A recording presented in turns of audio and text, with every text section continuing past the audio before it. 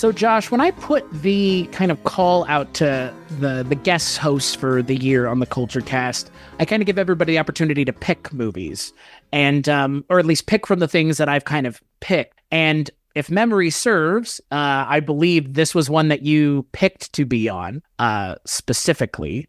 I'm assuming, like I said, if memory serves, you'll tell me otherwise here in a second. But I am very curious before we kind of get into the movie, as it were, on this episode of the Culture Cast. What animated you about this movie to join me for this episode to talk about it? Because it is not a short movie and there is a lot going on. I have a history with this film, actually. When I was programming at Fantastic Fest back in 2016, we did an Indian genre film sidebar, and Khal Nayak was one of the films that I showed in that year's film program.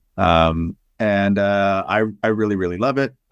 It was the process of getting the film, getting any film from India for festival programming, especially older films, is a special and unique kind of challenge. And this one was a fun one, actually, not a miserable one like they usually are. But it does everything that you want a Hindi action film to do. It has the action, it has the romance and song and dance and crazy side plots and all kinds of stuff. And it's a good time. And so I've already seen it 4 or 5 times, and any excuse to watch it again was okay with me. And to your point, on this episode of the Culture Cast, I am still your host, Chris Stachio, and I'm joined by my good friend all the way from Green Anarchy's own Josh Hurtado. Yeah. To your point, on this episode, we are talking about a movie that you have a little bit of history with, and I don't have any history with before talking about it, Khal Nayak.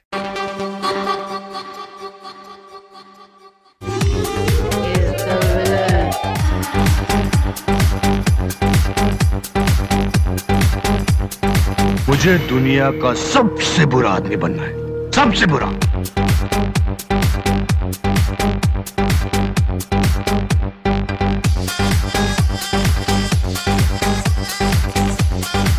शराफत की किताब में मुझे खलनायक कहते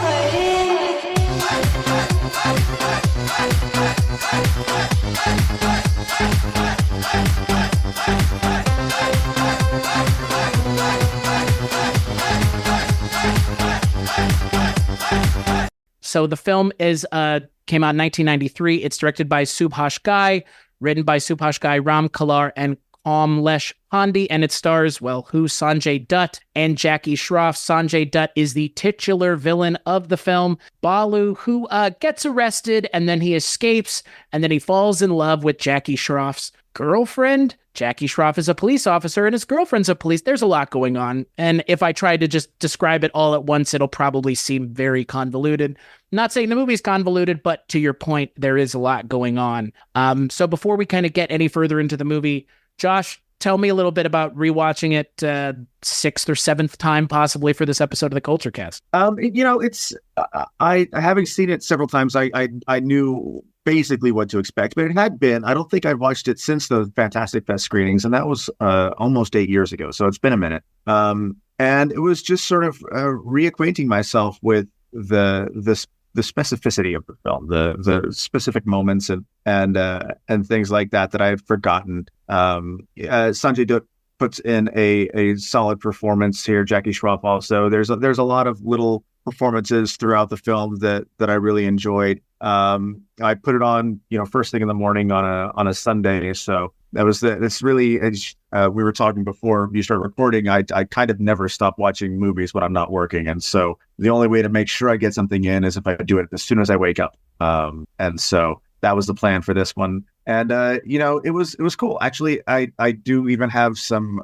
notes as we go through about some very odd differences between the Amazon Video or Amazon Prime stream and the DCP that I showed all those years ago. There's some subtitling differences that are actually fairly significant in terms of, the themes of the film and stuff like that, and just sort of iconic moments. But I enjoyed watching it all over again. I had a really good time with it. So you've kind of already, mentioned the reason that I picked this movie would be the lead, Sanjay Dutt, who I had not seen him in a whole lot as the lead, but I had seen the remake of Agnipath, which, I mean, again, I'm not saying that it's better than the original, but I'll say that. It makes a case where I could actually get behind that. I mean, look, the original is great for different reasons than the remake is, and I think that kind of justifies its existence as if it's doing something different. And Sanjay Dutt's character in that movie is the reason you watch that movie, because he is to say he's a presence on screen would be underselling what he does in that movie. And I had not seen him as the lead in anything until this, and I understand now why he is cast in the things that he's cast in now, and the reason why people would watch the movies that he's in, because he is and has been a presence on screen since 1993, and Agnipath comes out long after this movie. The remake does. And so I had actually seen more Tiger Shroff movies than Jackie Shroff movies, which, yeah, this is an audio medium, folks, but if you saw Josh smirking just now, it's because Jackie Shroff is a great actor. Tiger Shroff, on the other hand, I'm not saying he's bad, but I haven't had a lot of nice things to say about most of the movies of his that I've seen. Unfortunately, I think they're kind of messy movies, and I'm not sure that Tiger Shroff isn't to blame, but I don't think he's contributing to the movie going in the right direction. But all of that to say, I actually enjoyed this movie. I think it's a little long in the way that some Indian cinema tends to be in terms of wrapping itself in on itself like 4 or 5 times over. I think this movie kind of does that. This movie is 191 minutes, so it's just over 3 hours long. And I think that at times it makes use of the time, and I think at other times it kind of just, like I said, like tons of other Indian cinema movies and just cinema in general, adds too much to the pot and then kind of doesn't necessarily make something of everything. It kind of makes 2 or 3 things of everything. So I think for me, I enjoyed this movie. Is it a movie that I would come back to? Yes, for a couple specific reasons that we will get to, but it is an interesting movie. And to your point about older movies being hard to get a hold of, this movie seems like the kind of movie that if people had seen it in the 90s, they'd be talking about this the same way they talk about John Woo films. Like, this has that twinge of like, they're not doing this in the States. They're not doing this kind of movie in the States at the time. And if people in the States had seen this movie, they would have been like, oh my God, I need to see more Jackie Shroff and Sanjay Dutt films. And that wasn't the case. But when the John Woo movies came to the United States, I need to see more, Chow Yun-fat movies. Or when Jackie Chan's movies came to the States, only like a year after this, if not the same year, those movies were being kind of regarded as nobody's doing this in the States right now, so this is worth watching. And for me, this feels like one of those movies that should have been talked about in the 90s as kind of pushing action into an interesting direction, which this movie really does, in my opinion. Yeah, I totally agree. I think it's definitely got, having shown it to non-Indian audiences a couple of times, it always got a positive reaction. We had people that were really, really enjoying it, and enjoying it in a way that is, non-ironic. That it's a big fun movie. I mean, it goes in a lot of really weird places, but all those places are places that, a certain type of adventurous film fan wants to go. Right. So let's kind of talk about the plot a little bit. So we have Jackie Shroff playing Inspector Ram, and then we have Sanjay Dutt playing Balu. So Balu is the villain of the piece. He's arrested early on in the film, and then we kind of have this battle of wills between Balu and Ram, who are apparently, unbeknownst to either one of them, friends from childhood as well. And so the movie is really about Ram and Balu and the kind of intricacies of their relationship and how they're navigating the world that they live in. And then you add in Madhuri Dixit. She plays Ganga, who ends up being the love interest for both characters, which I think is where kind of a lot of the interesting play between the characters comes from, is her character and the way that she plays off of the two of them. But you have a love triangle, and then you have Balu's mother, who's introduced into the mix both at the beginning of the film, and then she shows up throughout the film as kind of another outside force. Then you also have Anupam Kher in the film. There's so much going on. It's hard to kind of keep track of everything because the movie is just kind of moving at a breakneck pace on top of everything else. I mean, it doesn't really stop a whole lot to kind of not let the characters breathe, but there is a lot going on and the movie is constantly moving. And that for me is pretty crazy, given that the movie's 3 hours and 10 minutes long. Yeah. I don't think it wastes a whole lot of time. There are always things that could be cut out of these films, but then I try and think back of what I would be okay missing, and there's really not a lot. Like there's, for every extra few minutes, there's always something within those few minutes that makes the movie special, I think. So let's talk a little bit about the early scene. So early on in the movie, they take Sanjay Dutt's Balu into a room and they're like, hey, who is the, we're going to present you as someone from your gang. And, the scene kind of does not go in the direction I thought it was going to go at all. And I think it's a really early, interesting look at kind of the level at which this movie is going to use violence. Because again, kind of to your point, the level of violence in this movie is not unheard of at this time in Indian cinema. I mean, this is there were movies like this in the early 90s doing this level of violence, but I really appreciate kind of how far this movie is willing to go in showing the lengths that Sanjay Dutt's character is willing to go. And I like that we kind of see that he is willing to go as far as it takes to protect himself and what he finds to be important to the moment of killing someone in front of the police, which, I mean, the scene is pretty intense. And again, Sanjay Dutt is the reason why it's intense, because he has an intensity as an actor that I think he really conveys through his eyes for the most part. I mean, he's not like 6'5". I think he's barely 6 feet tall, if that. But for a man who's not 6 feet tall, he takes up any space that he's in with a physical presence that, again, they do a lot with it in this movie. Yeah, I mean, he's one of the sort of primo action guys at this point in Bollywood action films. There's him. Around the same time, you've also got Sunny Deol, who is a similarly just sort of a big burly guy. In the shortly after the sequence you're talking about, Sanjay Dutt squares off with Jackie Shroff, and they end up like ripping their shirts off to show how manly they are. And it's hilarious in a couple of ways, because their bodies are not particularly well defined physiques. They're just big burly dudes, and they're just kind of throwing each other around. Like you said, Sanjay Dutt has these sleepy eyes that are hard to look away from, whereas Jackie Shroff has a more direct sort of directness about him. But yeah, the levels of violence they're willing to go to, and the idea of this anti-hero character that Sanjay Dutt eventually sort of morphs into as the film progresses were not common at the time. There was a lot of black and white morality going on, and this is a little gray. This movie's pretty gray all the way through. And I appreciate that about the movie, because to your point, I mean, having ostensibly the hero of our movie murdering someone in the first 15 minutes, again, I'm not saying it was unjust, but he's murdering him to essentially cover his own ass, because this guy has decided to start talking to the police about everything that's going on in the gang. I mean, again, it's not that a lot of movies like this don't pivot to make this person the hero, but it's kind of a pretty far swing of the pendulum back the other way, given where he kind of ends up by the end of the movie, where everybody's kind of patting him on the back and, we'll wait for you to get out of prison, pal. Like, you're doing the right thing. Like, that is a pretty far removed step from the guy who chokes someone out in front of the police in the first 15 minutes of the movie. But to your point, like, the fact that they can actually get there reasonably, I think is pretty impressive. Yeah.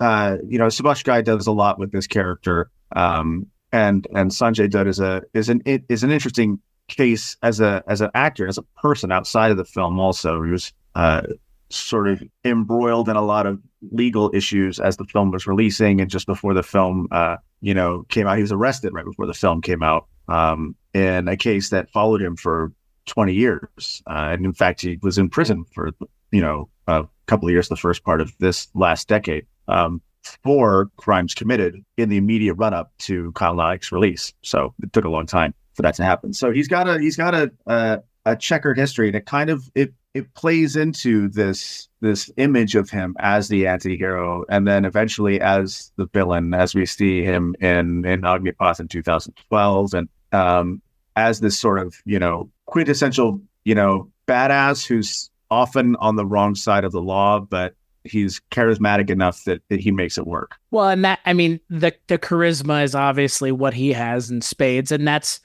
Ganga falls in love with him. I can't tell if she actually falls in love with him or if it's just all unrequited from his end to her.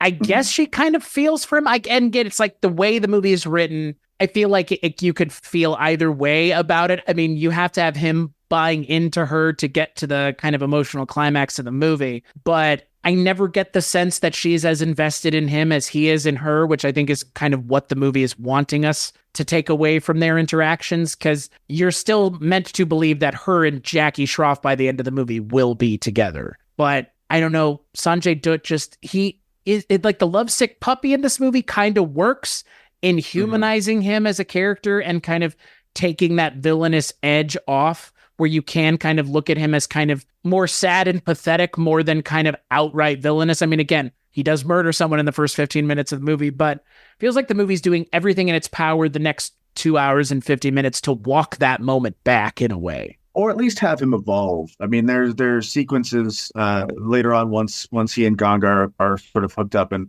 in his mind at least, on the run from the law together, where there's a sequence where they stumble upon a village in the midst of voting, and there's a sort of gangster who has taken control of the voting in order to make sure that he controls this small town. And Sanjay Dutt's Balu shows up and doesn't want to get in the way of anything, but ends up sort of saving the town in this like heroic way, kind of on accident. And you can sort of see how even though Ganga knows that he's a criminal, you could see her softening towards him. And it is, I mean, in my opinion, I feel like she's always with Raman. She knows that she's doing this for work, but she can't help, at least growing sympathies toward him as she goes through this journey with him to whatever ends until they're finally able to capture him at the end of the film,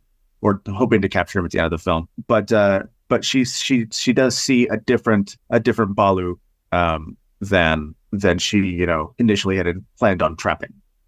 And what's interesting, and again, like not to be skipping around here, but again, the character of Balu, the way that they end up showing his evolution of a character, it does kind of go back to, again, I mentioned John Woo because it reminds me a little bit of John Woo, where it's like, okay, we have the backstory being told through flashback now. And again, Indian cinema does the flashback all the time. Sometimes flashbacks within flashbacks, which is even more fun, which doesn't make any sense.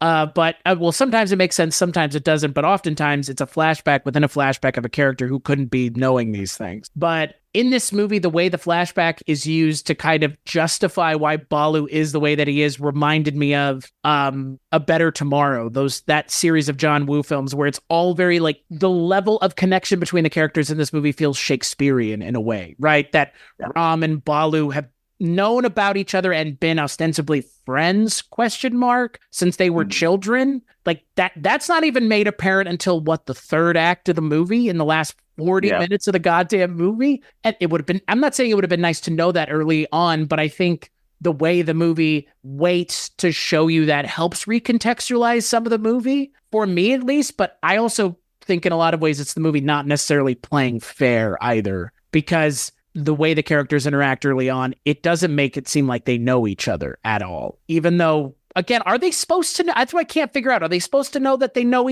each other and the audience doesn't know that, or they don't know that either? I don't believe that they know, that they remember who they are to one another until Balu's mother makes it clear to them in the third act of the film. But I mean, it's many films from, the 80s and 90s were like solo star vehicles, and this is nominally a Sanjay Dutt film, but they do have these sort of two-handed leads, and I think it's fair to call Jackie Schroff as close to a co-lead as you could get without sharing equal screen time. You've also got, it's the same kind of evolution of these two characters as we had with Triple R a couple of years ago, where you have these two characters who are nemesis and friends, and secret nemesis and secret friends. And you've got another film that came out, one of my other favorite films that came out around this time, I think it's a couple of years later, is Karan Arjun Karan Arjun, which is Shah Rukh Khan and Salman Khan, who play reincarnated twins. They were twins who got killed, and they reincarnate separately and then re-find each other in their new lives, later on. And that's another sort of two-handed action film. But it's not terribly uncommon for this kind of thing to happen in these films. But I think it's handled pretty well here. That both the characters essentially travel their own paths for the vast majority of the film. Like, they don't interact directly except at the very beginning and the very end, right? Which leaves them both time to evolve their emotional states, to evolve their characters, to have these full lives outside of one another, so that when they do inevitably meet up and have to sort of fight it out, we know more about them.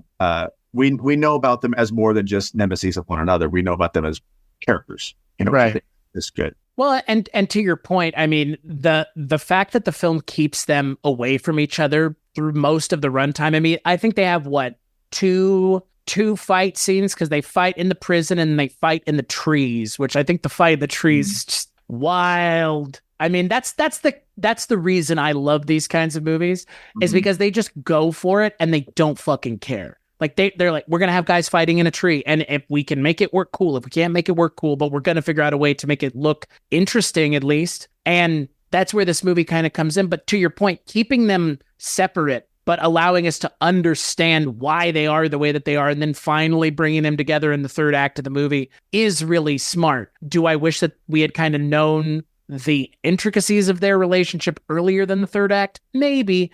But at the same time, to your point, like, this is kind of a two lead movie, so it's kind of has to be this way to give either of them enough time to really count as a lead for either point. I mean, they both have to be given effectively an hour and a half of their own movies to then be brought back together at the end for the third act of the movie that they're both in, is kind of what it feels like. They almost have separate movies for an hour and change each. Yeah.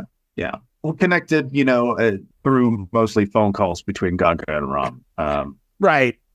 Where they do some clever things with that. Like, when immediately after, so probably for most people who are fans of this film, and for people from for Indian film fans who would have seen this back in the day, one of the most enduring and popular parts of this film is the song "Chole Ke Piche," where Madhuri Dixit is dancing and is scoping out and trying to find Balu after she and Ram have concocted this plan of how she's going to go undercover and bring him in. Right. And the Chole Ke Piche dance is it's a very elaborate sort of cabaret number that they do. And this is one of the things where the subtitles were screwed up. Not screwed up, because they were. I looked it up because I was annoyed by it.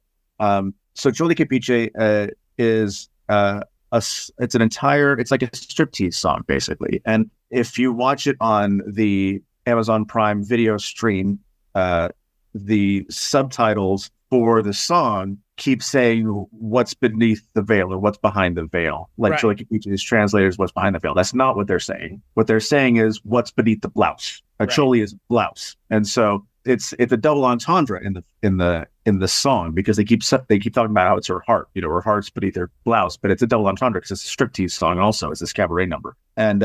And removing that from the song makes it a completely different song. It turns what should be a sort of a PG-13 saucy thing into like a G-rated, love conquers all thing, which is, I think, it defeats the purpose of the song entirely. Right. And which is why I was kind of confused where, like, if she felt anything at all, like, and now that makes sense. Like, again, like the subtitles really pull any of the kind of steaminess out of it completely. Yeah. And in fact, when we showed this at Fantastic Fest, we just so happened to be there at the same time that Kumail Nanjiani was there recording a live podcast. And someone had mentioned to him that we were showing Khal Nayak, and he was like, "That's one of my favorite films. I want to go introduce the movie." So we had it was myself and my program director, Evan Marshall, and Kumail Nanjiani were introducing the film, and he basically did a 10-minute like impromptu stand-up set about Khal Nayak and about, being a young man, because he's roughly my age, in his, early mid 40s, and being a young kid in Pakistan watching this film, and how Sanjay Dutt was a hero because at the time what he was arrested for right before the film came out was, being in possession of guns that were allegedly linked to some 1993 terrorist actions from Pakistani militants in Mumbai, and taking the guns and getting rid of them, and that's what he ended up getting arrested for.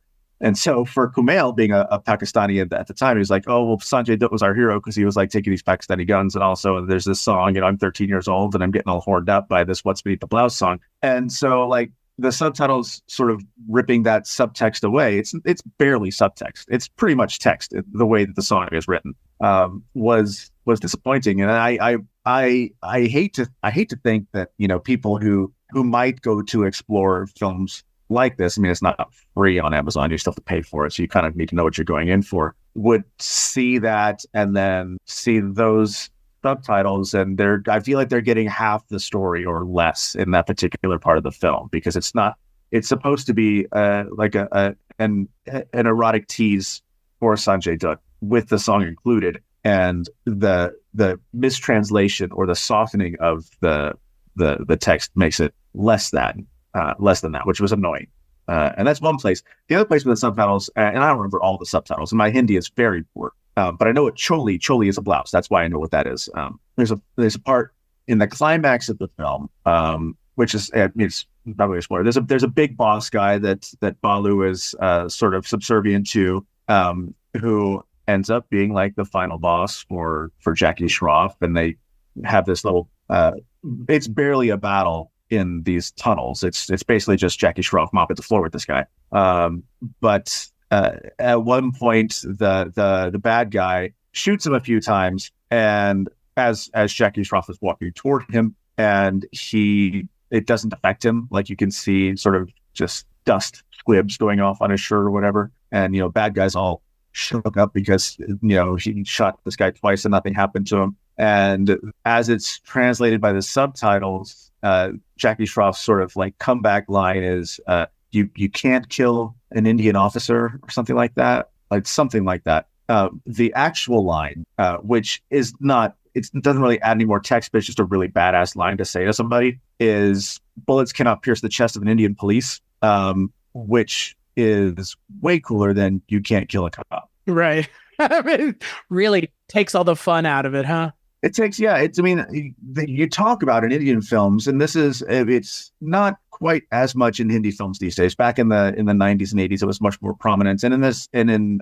Tamil and Telugu and the southern industries and Kannada also, there's this concept of the, punch dialogues where, characters will go on long rants. They call them dialogues. They are monologues at other characters where they'll have these snappy comebacks all the time. And that's one of them. That is a snappy comeback that bullets cannot pierce the chest of an Indian police. It's a lot snappier than you can't kill an Indian cop.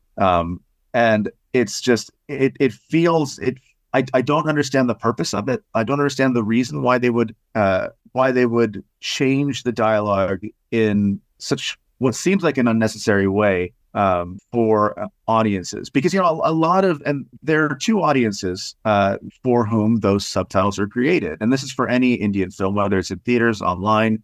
There is the very small section as of this moment of people like us who are non-Indians who are going into films like these because we are exploring. And that's, I've been doing this for a long time and I'm still exploring. There's a lot that I haven't seen. I am always excited to see more, but it's, these films are not made with me in mind, and I'm okay with that. I like that, and then the other audience is younger Indian, what are called NRI, non-resident Indian, out, first generation, not born in India, Americans, or whatever, who have watched these films with their parents, but their Hindi isn't great or whatever. I have friends here who are from Indian families, but their Hindi isn't great, so they go to movie theaters and they couldn't understand the films if they didn't have subtitles for them.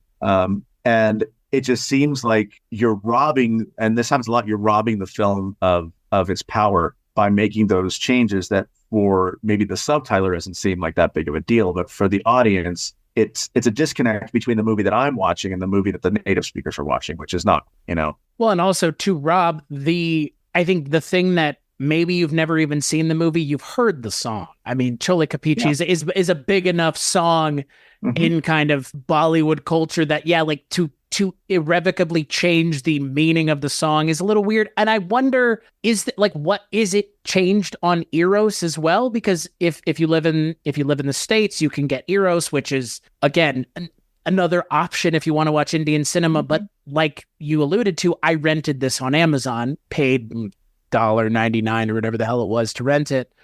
But I wonder if on Eros, if it's this version or it's the other version. I'm assuming it's probably this version that kind of toned down. It's why they would tone it down is kind of beyond me to begin with, unless it's just a matter of, like you kind of alluded to, the subtitler doesn't understand what they're looking at. But I guess I would find it really hard to believe unless it's just trying to. It must be an intentional change, right? An intentional change that fundamentally changes the meaning of the song. Right. It's not. Yeah. It's not a small difference. It's a major difference. You took the title of the song and you changed what it means, and it's not a filthy song. It's a sexy song, but it's not a song that is so dirty that it couldn't be played, in front of a family audience. Right. But it was baffling to me when I was watching it, and they just kept saying it over and over again. I was like, that's not what they're saying. Does it help that they redo the performance at least one other time in the movie, and that's when Sanjay Dutt is doing it? Yeah, the gender flip version of it. Yeah, so hey, we'll do it twice, and we'll have it mean nothing the second time too. Cool, like that. Yeah.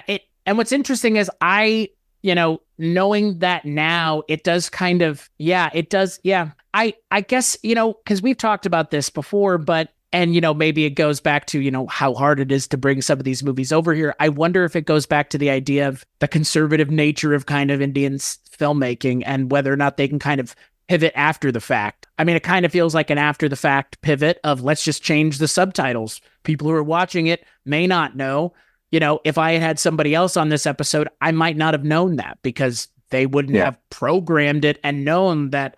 I mean, again, I know that is the word for blouse as well, because I've done a little bit of Rosetta Stone on my own, but I didn't even think about that word being so different that they're calling it something else entirely, to your point. So I wonder, like you said, it is intentional, but I don't want to automatically assume it's nefarious, but why would they change it? Why? It's changing Rukja in DDLJ. Like if you change that song, if you change the meaning of the song, it robs the song of all of its significance to the movie. Yeah. And that's essentially what happens here.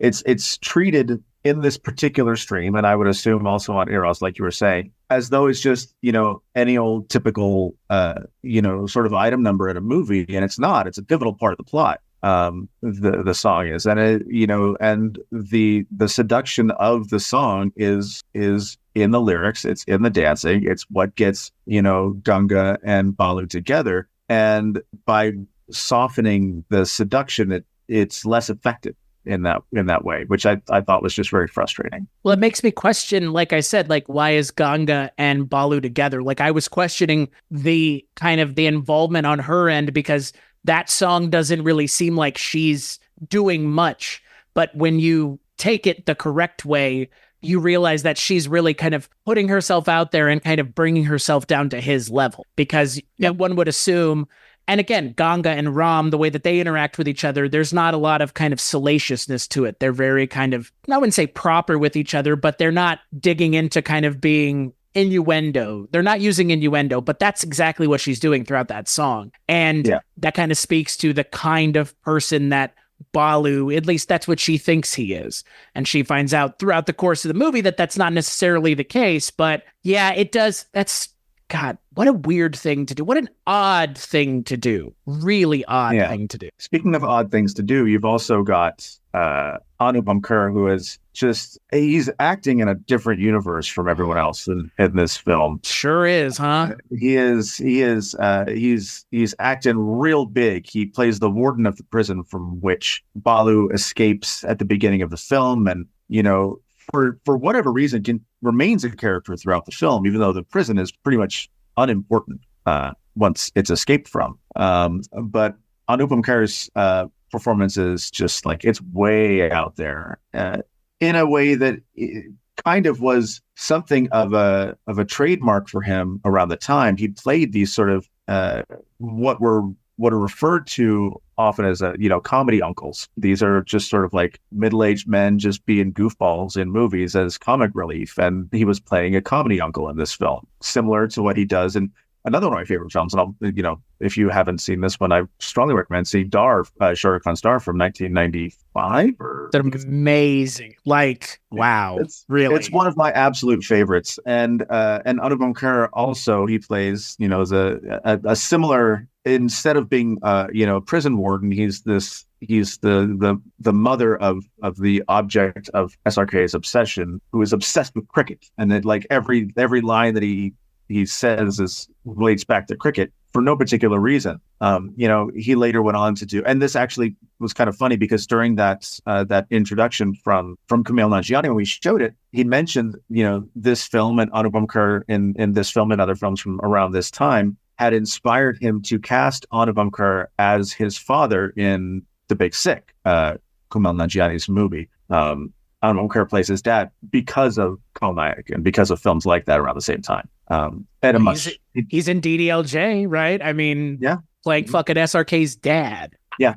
Anupam Kher in this movie, it wouldn't have surprised me if Johnny Lever had played that role instead. Like it's that big. Like it's from a different movie altogether. Like it's from a comedy film. Like the fact that they cut away to him during the fight between Sanjay Dutt and Jackie Shroff is ridiculous because he's reacting to something different too. He's not even reacting to what's going on correctly. It's not that I don't get it, but it feels like one of those things that's in this movie because people expected it to be there at the time. Yeah. And it's like, well, who do we need for this role? Anupam Kher kind of does it and everything, so he can do it here, right? Sure, why not? Like, I'm sure that like you've already alluded to, there are plenty of roles that he's done that this could just be, again, you just mentioned this in a long string of characters that he's done. I mean, Johnny Lever really the same way, like why he's in Mahakal, I could not tell you, but that character he plays in that movie, I think Heather and I said something similar, like he's in a different movie altogether. That has nothing to do with this film. And I would agree with you. Anupam Kher in this movie, what in God's name movie is he supposed to be in? Because not this one, not this movie at all. Yeah. I mean, it's another one of those, the price that you pay for masala films is sometimes you get these oddball characters who are there simply for comic relief. Right. This is not a comedic film, overall. And the moments of comedy that exist within the film are never to do, well, with Jackie Shroff. Jackie Shroff, first of all, he's very straightforward character the entire time. He never blinks. Sanjay Dutt, on the other hand, does have that, like you mentioned earlier, the second version of Choli Ke Piche once Ganga has been discovered and he sort of takes her in with his gang and they perform Choli Ke Piche for her. That's a sort of comedic moment for him. But the big comedic moments are, for the most part, with Anupam Kher. There's also in the, right after Balu and Ganga run off and they're in this sort of roadside hotel, having food and drinks or whatever. And she calls Ram, but there's also like all of Balu's gang are sort of singing around a table with him. And then there's a cop that shows up and they're all scared about the cop, but it turns out the cop's an actor in a movie. And like there's this sort of little brief comic interlude with all that stuff going on. But it's a I wouldn't call it a serious movie, but it's certainly not a comedy, which is why it's so odd that Anupam Kher's warden is. I feel like he's a bad warden. I feel like he's not a good prison warden. Well, he's no Rajnikant in Jailer, right? I mean, no. And who is? Yeah. Look, I don't dislike Anupam Kher. Actually, most of the things that you've mentioned, I mean, or the things that we would mention that I've seen him in, I have liked. This, I think, is one of the first times I've seen him in something where I'm like, this just. Maybe I haven't seen enough masala movies to have the opinion that you do, which is like, he's great in some things, but like this for me is like a weird bridge too far. Because the movie, I mean, again, Sanjay Dutt murders a guy in the first 10 minutes of the movie. And then within 5 minutes of that, we have Anupam Kher mugging for the camera repeatedly in a scene that, again, the scene's not funny. I mean, they're beating the shit out of each other to the point where one of them could theoretically kill the other one. And Anupam Kher is essentially Macaulay Culkining in the back. And it's so bizarre. But again, to your point, like masala movies, they tend to kind of be all over the place. And sometimes they just insert things just because. And I guess this technically checks a box. I'm just not sure that this movie needed to check that box, theoretically. Yeah. It's a weird choice. Yeah. But I will say I'm glad that Madhuri Dixit is given a lot to do in this movie, because I will say, in the 90s with these kinds of movies, female characters sometimes tend to get sidelined. And she is not only not sidelined in this movie, but given a fair amount of autonomy of her own. She's given the big set piece of the movie that the film is ostensibly known for most people, the song that we've already talked about. But I actually think that in terms of a female character in Indian cinema of the 90s, she's rather well done in this movie, for this kind of movie, at least. Yeah, I mean, she's one of a few actresses who are sort of able to hold their own at this time. You have obviously her and Kajol, who's always great and had lots of films around this same time. You have Julie Chawla, who is also doing really, really cool stuff. Madhuri Dixit kind of is the badass woman of the times. She could hold her own with men in a time where that wasn't always expected. Right. And not only as an actress, but as one of the most impressive dancers. Is one of the things she's known for is like her classical dance abilities, and she is just fire whenever she's on the screen dancing.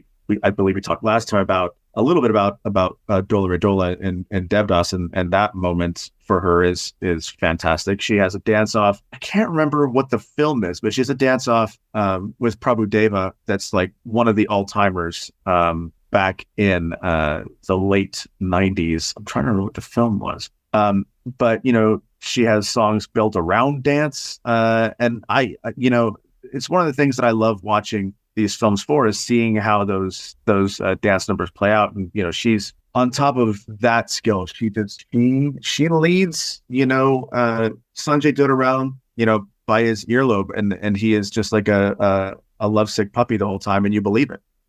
Right. Oh, and to your point, like she is a force to be reckoned with in this movie, and the fact that she is able to get Sanjay Dutt, because again, like I mentioned, like I couldn't figure out what the deal was, and I guess it doesn't really matter because she's able to manipulate him the way she wants, anyways, and that's kind of the point. But she's great, and to your point about like other actresses, like I would put her in the same camp as like a Kajol, because Kajol opposite SRK is like.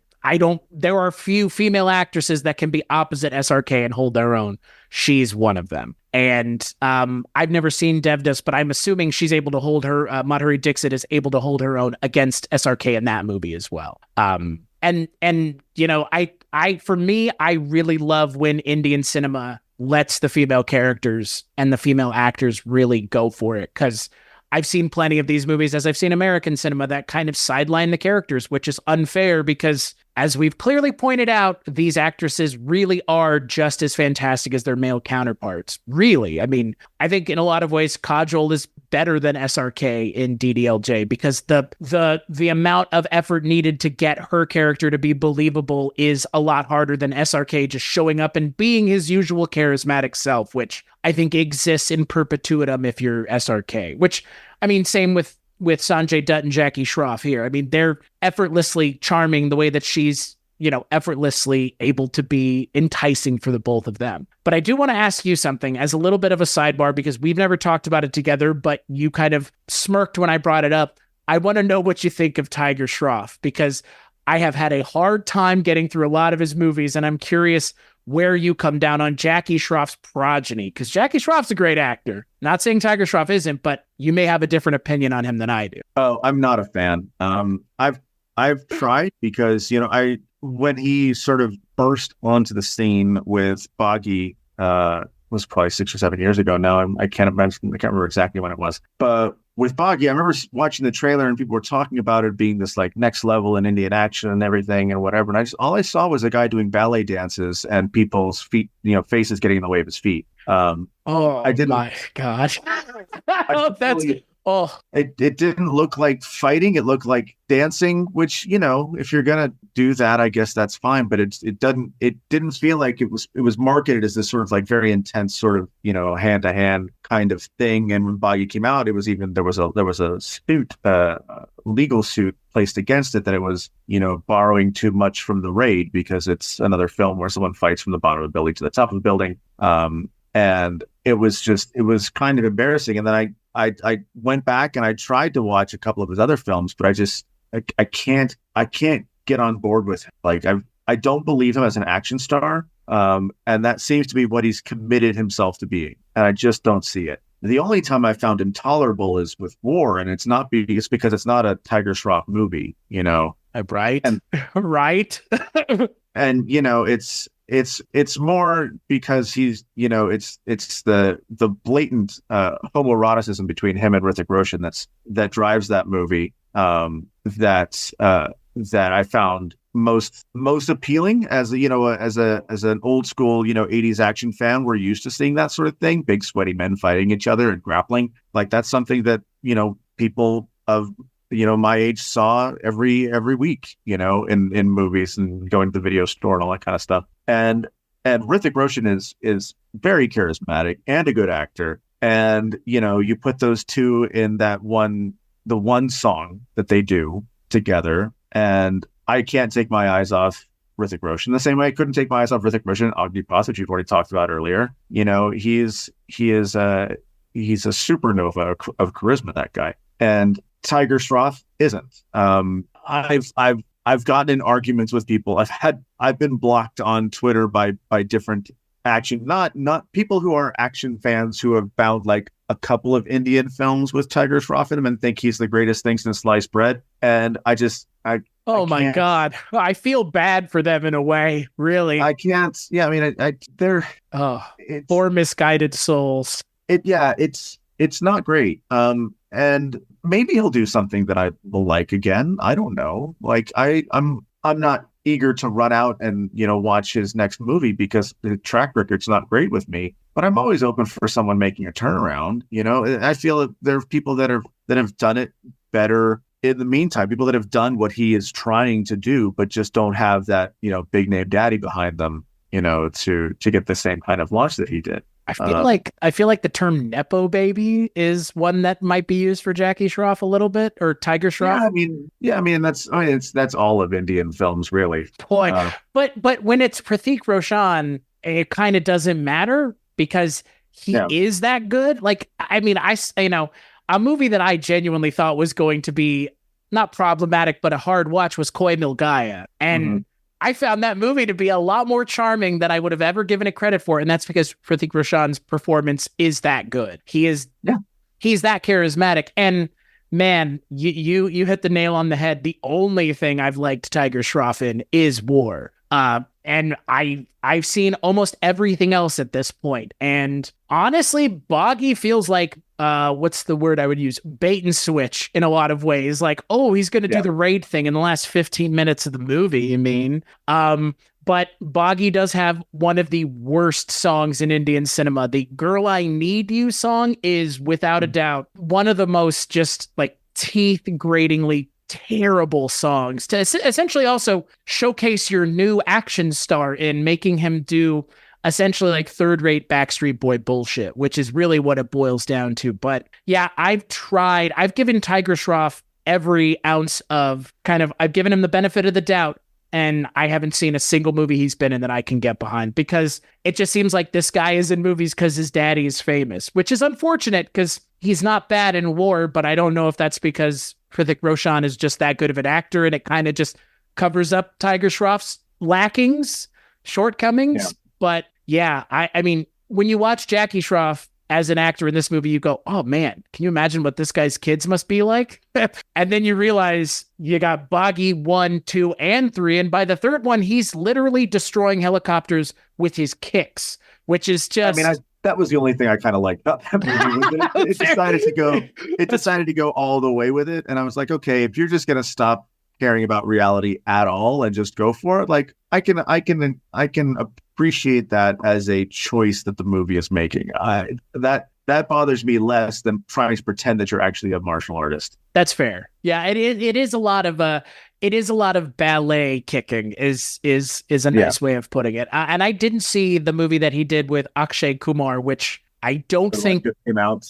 Yeah, I don't think it got rave reviews either, unfortunately. So no, it's been quite the topic in the news about how a movie this big has failed so hard, critically and commercially. I haven't seen it either because neither one of those actors is particularly appealing to me at this point. Oh, really? I had known very little about Akshay Kumar outside of Entheron 2, which, I mean, in and of itself is a kind of a fucking nutso ass movie. So yeah, it's and this is my fault for being a little bit too deep in the trenches sometimes. Is that a lot of Akshay Kumar's films of the last 5 or 6 years have been very heavily politically motivated in favor of the current regime, which, if you follow Indian politics at all, is an oppressive regime and not a very liberal one. And so increasingly conservative would be a nice way of putting it, if diplomatic anyway. Yeah. And so there have been a lot of these sort of like chest thumping, patriotic, what they call patriotic films, but are really more nationalist films, jingoistic films. And Akshay Kumar's been, the lead actor in a lot of those. I don't think that he's made anything, really genuinely objectively entertaining. That's a weird thing to say, but entertaining in a way that's not questionable for most reasonable fans in probably 10 years.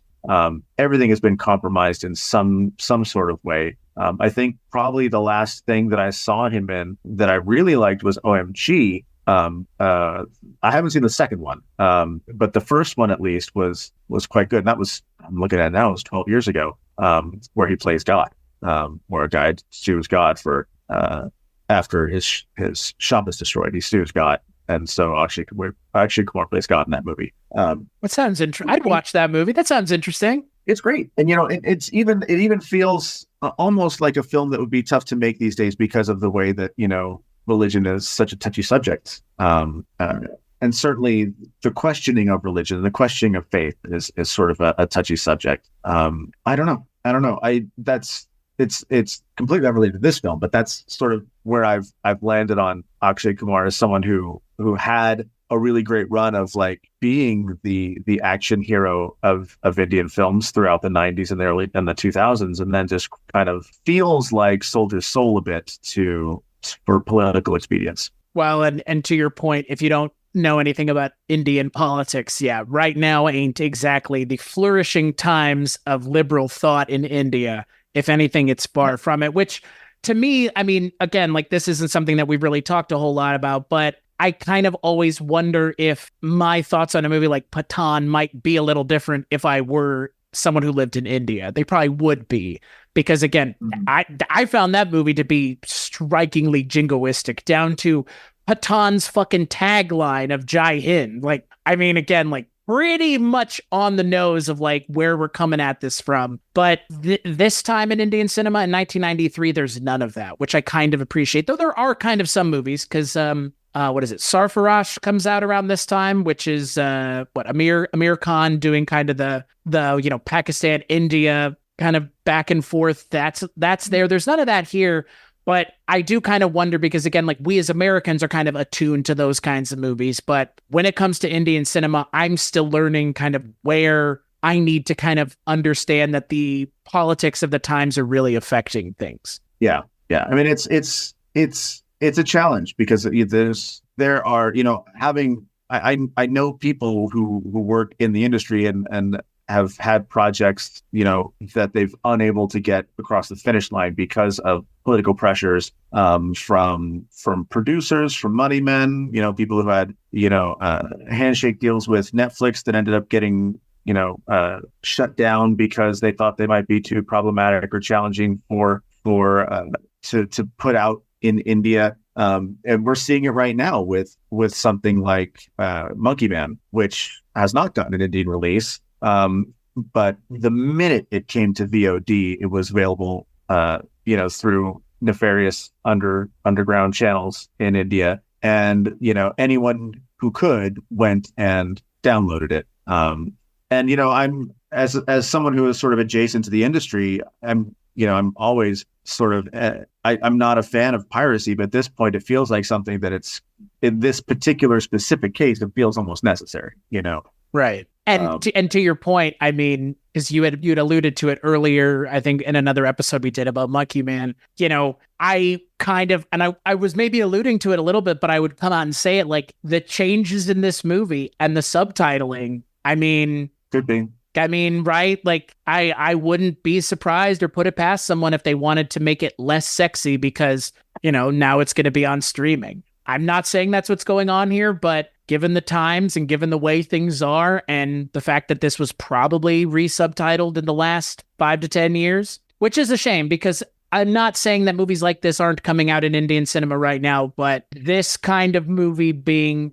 retroactively changed doesn't give me a lot of hope for the things coming out of Indian cinema right now in terms of pushing the envelope. Because like you said with Monkey Man, not even an Indian movie, but definitely one that is, for a certain group of people in India, not something that they want to see or be exposed to. And that is harmful, very harmful for everybody. To retroactively change things to fit a certain narrative or to not make things available to people is not great either. Because to your point, and this isn't something I've talked about a whole lot on this show, but it does kind of bear mentioning, there are so many of these movies that I cannot find with American subtitles, Jesus Christ, with English subtitles. And some of them have terrible subtitles to the point of you can't even really enjoy the movie because the subtitles are such poor quality. And that is a shame. And it's a shame for a number of reasons. And one of them is they don't necessarily actively even care if we are able to see these movies, which is a shame because in a lot of ways, someone like yourself who's been beating the drum longer than I have and someone who's been beating the drum for a couple years, it's almost like we have our work cut out for us in terms of the things that we're able to watch. Because if they're going to be on Prime, where they're going to start changing the subtitles, do I even tell people to go and watch it there? Or do I tell them to go watch it, like you said, through less legal, more, quote, nefarious, unquote, means? Because is there a version of this that you can find that has the original subtitles? Who knows? I mean, I have it on DVD. My DVD had the original subtitles from whatever, 10, 20 years ago, however long DVD is. But yeah, it is a challenge. It's always been a challenge. Working with different filmmakers and whether or not their films are going to get any kind of release or any reasonable release in India or even outside. It's always something that they have to be concerned with and something that they get that is irritating. Even small things like I don't know if I mentioned this before, but Anurag Kashyap's film Ugly from 2013, played in the Cannes Directors Fortnight that year, and it took over a year. It was like 18 months before it actually released in cinemas because he decided that he was going to fight the mandate for the the alcohol and smoking warnings in the film. Alcohol is injurious to your health, you mean? Yes, that one. And so he held on, like he held it back for a year and a half, trying to get them to not force those warnings to appear on screen because it was already an A-rated film, an adult-rated film. And so if you're going into a film like that, then you presumably are someone who can handle someone drinking or having a cigarette. He eventually lost that fight in the name of getting the film out. But it surfaces in a lot of very strange ways, and a lot of it is like way below the radar, so people don't actually even know. It happens at the production phase, it happens in the censoring phases, it happens before the film ever reaches an audience. So while there's often reporting about it, there's so much more that goes on to suppress, the freedom of these artists to release the films in forms that they believe in, that it's frustrating, Well, it's a form of censorship, and any kind of censorship, as far as someone like myself and probably like yourself is concerned, is not a good thing. Yeah. And again, that's why I mention it, because I'm not saying that's what's going on here, but it'd be kind of easy for somebody to just fucking do this at this point, given that they know that this is the only place it's going to be available for anybody to see. because it's either Eros or Amazon Prime, or I guess you can go watch it on YouTube, but no guarantees the subtitles on YouTube are going to be any better, any more, quote, correct, unquote, than they are in the version that you can rent on Prime Video. It just does feel pretty shitty that the version you have to spend money on is not the version of the movie that one would actually be able to understand some of the subtextual, and again, to your point, not even subtext in that song, but it kind of becomes subtext in the song, which takes away the power of the female character ultimately in the movie, which that in and of itself feels really bad. So I don't know. Again, I don't want to point fingers and say that's what's going on, but it's part of that larger discussion that you have definitely been having in the social media that I've seen. And, anytime we get together and talk, it kind of comes up the editing and the censorship that is inherent with, Indian cinema, which is unfortunate. So yeah, again, we in this country think that we are beholden to a lot of censorship, but it is nowhere near as bad as somewhere like India or other places that have even more oppressive government regimes in place. But Indian cinema is definitely having its moment to be oppressed right now, for sure. And no end in sight, unfortunately. So, and it's the problem. A lot of the problem becomes then if this is the atmosphere that these filmmakers are trying to create their films within, then there's this sort of it's the censorship worms its way backwards into the development phase and into the script phase and into the ideation phase of the films, because you have to, in order to spare yourself the disappointment of creating something that you think is wonderful and then having it be gutted by censors, you just instead make something that's easier to digest, and maybe you don't go as far as you feel like you could have gone, and those are it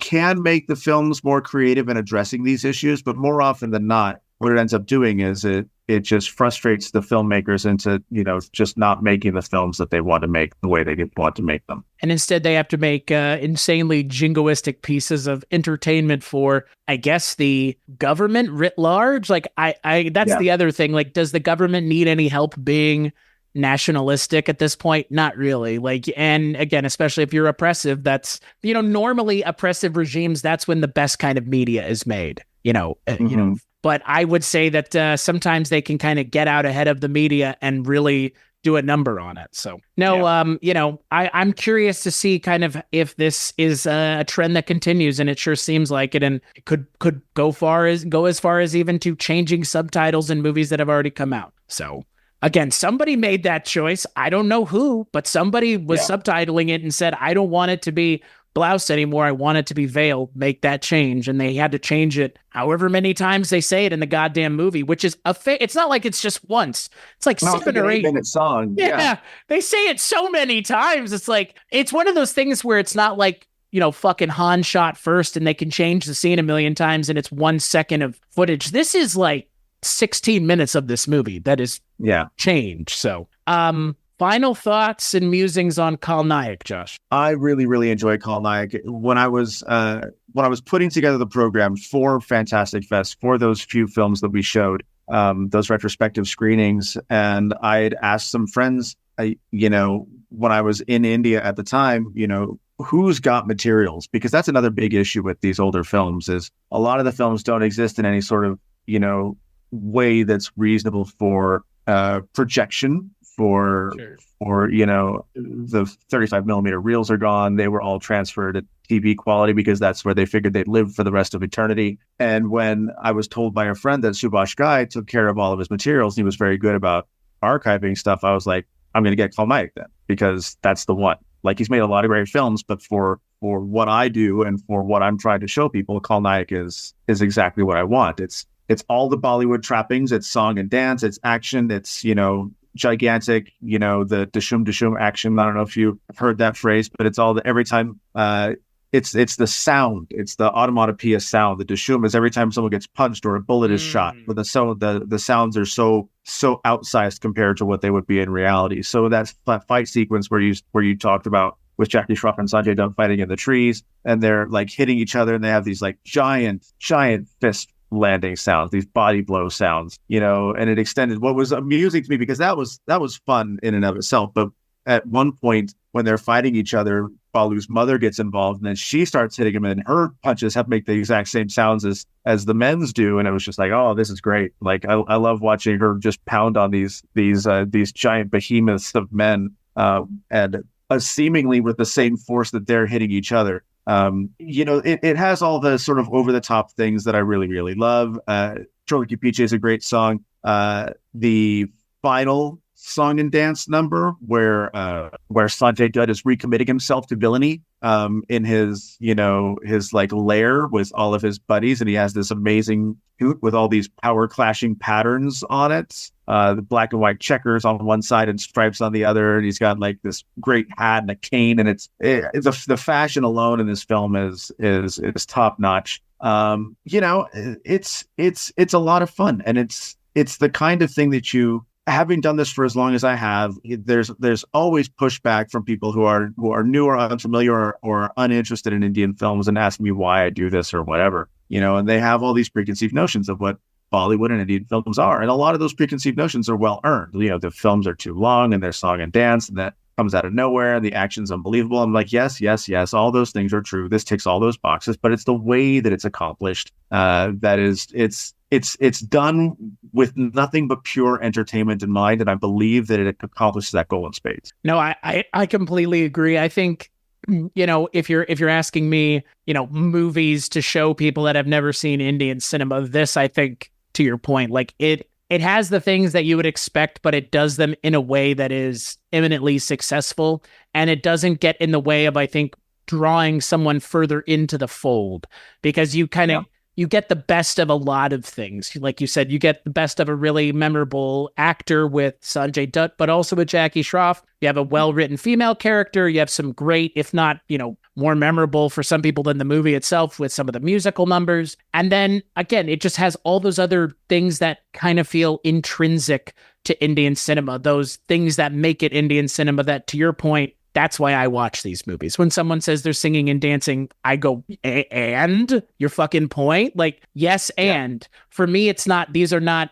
detractors. And, again, like you would tell someone who loves any kind of genre, 4 or 5 things about that genre or kind of movie. And if you're expecting them to say, no, I don't like it, well, you're barking up the wrong tree here with 2 people that love Indian cinema. But to your point, I mean, this does those things. It just does them well. There are plenty of these movies we've alluded to already that have these things that don't do them very well. So yeah, no, this has been great. I'm glad that this is a movie that you have a history with too, because for me, this feels like a movie that I am going to tell other people to check out. Although I will kind of give them a little bit of kind of a, hey, by the way, one of the songs is completely different, so keep that in mind. But no, I could totally see why you would be so excited to show this to a room of people, and why Kumail Nanjiani would want to stand in front of said room of people and talk about it for 10 minutes and probably have to drag himself away from talking about it to go do something else, I'm assuming. So I get it with this movie, because this movie really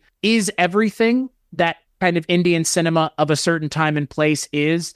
And yeah, I mean, who better to lead the movie than 2 of the actors that are still doing it today and still doing it rather well too. So yeah, making appearances in big films across industries too. They've been in Tamil and Telugu films, both of them recently. There was Jackie Shroff was in Jailer, wasn't he? Jackie Shroff was in Jailer. Sanjay Dutt had a bit part in Jawan, where he actually does make a Khal Nayak reference in his brief appearance in that film. So yeah, they're all over the place. They're doing the character roles, and like you said, that performance of, if nothing else, that performance of Sanjay Dutt in Agnipath is next level.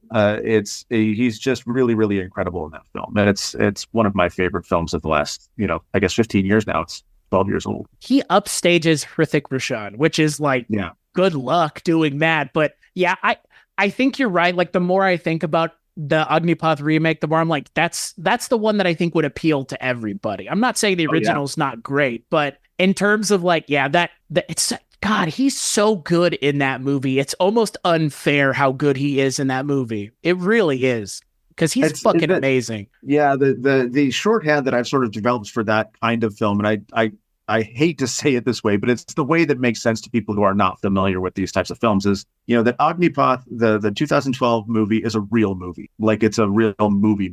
Like, you don't have to be aware of the tropes or any of the other stuff. Right. You can go into that one, completely blind, just knowing that it's a movie about revenge and be satisfied. Like, I think it's really, really great. I don't want to watch Agnipath again. Right. It is that good. Like, it's, yeah. And what's funny is, like, for a movie that ostensibly the original is Amitabh's movie, the remake ends up being the guy who plays the villain, his movie instead. Like, that's a movie that I think about often because Sanjay Dutt is just larger than life in that movie, like, and in a way that, like, actors tend to not be. Like, I don't know, like, he's got that in this movie. In Khal Nayak, he has that, like, arrestingness, but I don't know, something about him being bald just further accentuates his eyes and kind of his look. And then he's just kind of formless too, with that, like, draped over robe thing that he's rocking. Yeah. That's a good one. That's a good one. So Josh, when you're not joining me to talk about Indian cinema, where can people find all the things that you work on the internet? You can find me personally at Hateful Josh on Twitter. You can find me professionally at Potentate Films on Twitter. Potentate Films on Instagram is basically do the same thing Twitter is. So you can choose those two places. And you can also find my writing at screenanarchy.com, where I mostly do new film reviews and festival film reviews throughout the year. Or you can also find, I have an essay, might have mentioned this last time, I have an essay in the recently released Second Sight UK Blu-ray 4K edition of Green Room, and also Fractured Vision's new Blu-ray release of Jan Konen's Doberman.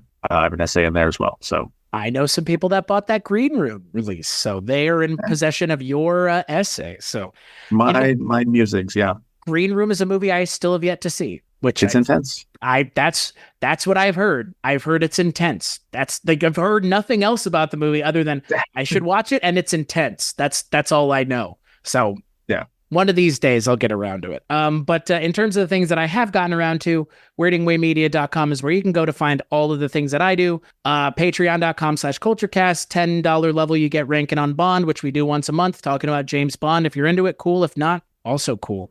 Josh, thank you so much for joining me. This has been great. I mean, any opportunity to talk glowingly about Indian cinema is a good time by me. So thank you for having me. It's always fun to talk about a film that I really, really love, and this is one of those. Yeah. And as always, we'll catch you on the next episode.